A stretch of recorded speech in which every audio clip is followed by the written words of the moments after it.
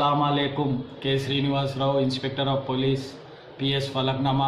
मेरा तरफ से, हमारे स्टाफ तरफ से पूरे अवाम को ईद उल फितर मुबारक। नमस्कार मित्रों, अभी आपने देखा है कि तेलंगाना पुलिस विभाग का एक इंस्पेक्टर रमज़ान की बधाई एक पुलिस ड्रेस पहनकर और पुलिस के जो टोपी होती है वो बाजू रखकर, विशेष करके एक धर्म की टोपी पहनकर रमज़ान की शुभकामनाएं देते हुए आपने वीडियो देखा है। ये तेलंगाना की पुलिस है। तेलंगाना सरकार फिर से एक बार रजाकार समय पर जो मूवमेंट था पुलिस का, जो स्टाइल था पुलिस का, वो अपना रही है।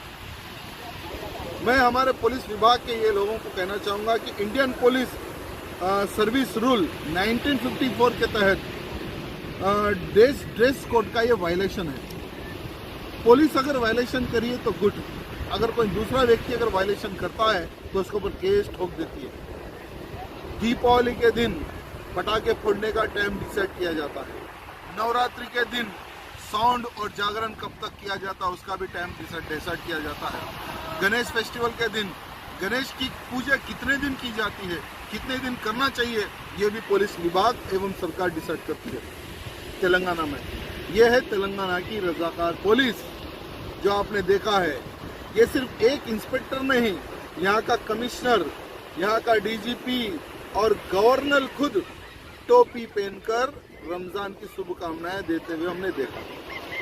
तो मैं इन सबसे ये पूछना चाहूँगा कि विशेष करके एक धर्म के ही लोगों को आप क्यों शुभकामनाएं देते हैं?